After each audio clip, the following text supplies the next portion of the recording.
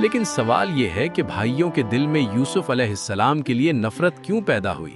اس کا جواب ایک ہی لفظ ہے: حسد۔ حضرت یعقوب علیہ السلام یوسف سے بے حد محبت کرتے تھے اور بھائی یہ سب دیکھتے اور محسوس کرتے تھے۔ آہستہ آہستہ ان کے دلوں میں حسد کی آگ بھڑکنے لگی، وہ آگ جو انسان کو اندر سے جلا دیتی ہے پھر دوسروں کو بھی نقصان پہنچاتی ہے۔ ایک دن سب بھائی آپس میں بیٹھے اور سرگوشیاں کرنے لگے۔ ان کے دلوں میں ایک خطرناک منصوبہ پک رہا تھا۔ انہوں نے کہا، یوسف اور اس کا بھائی ہمارے والد کو ہم سے زیادہ عزیز ہیں، حالانکہ ہم زیادہ طاقتور اور کام کے ہیں۔ ہمارے والد تو واضح غلطی میں ہیں۔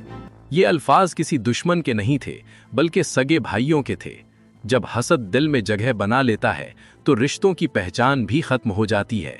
آخرکار انہوں نے فیصلہ کیا کہ یا اسے کسی دور زمین میں پھینک دو تاکہ ابا کی توجہ صرف ہم پر ہو جائے۔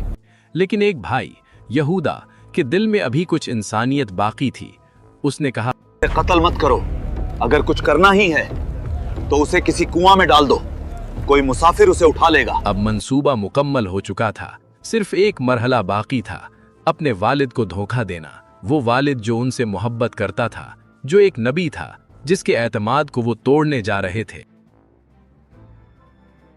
وہ حضرت یعقوب علیہ السلام کے پاس گئے، چہروں پر معصومیت اور زبان پر مٹھاس لیے اور کہا، ابا جان، کل یوسف کو ہمارے ساتھ بھیج دیں، ہم کھیلیں گے، گھومیں گے اور اس کی حفاظت کریں گے۔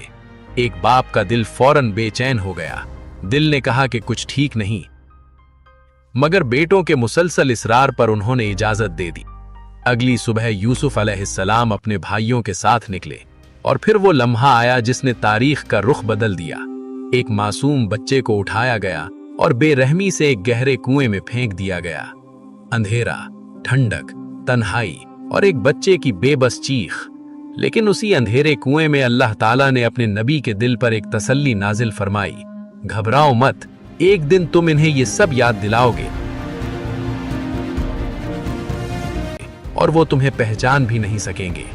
اللہ نے اپنے نبی کو اکیلا نہیں چھوڑا، اور یاد رکھو، اللہ نے تمہیں بھی کبھی اکیلا نہیں چھوڑا۔